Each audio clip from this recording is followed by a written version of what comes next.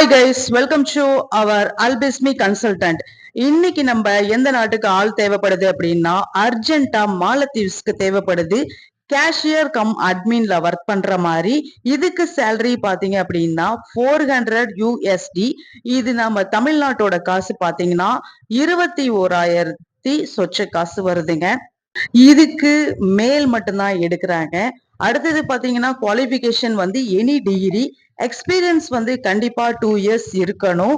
இதாவது இந்த ஃபீல்டுல கேஷியர் ஃபீல்டுல ஆர் அட்மின் ஃபீல்டுல இருந்திருக்கணும்.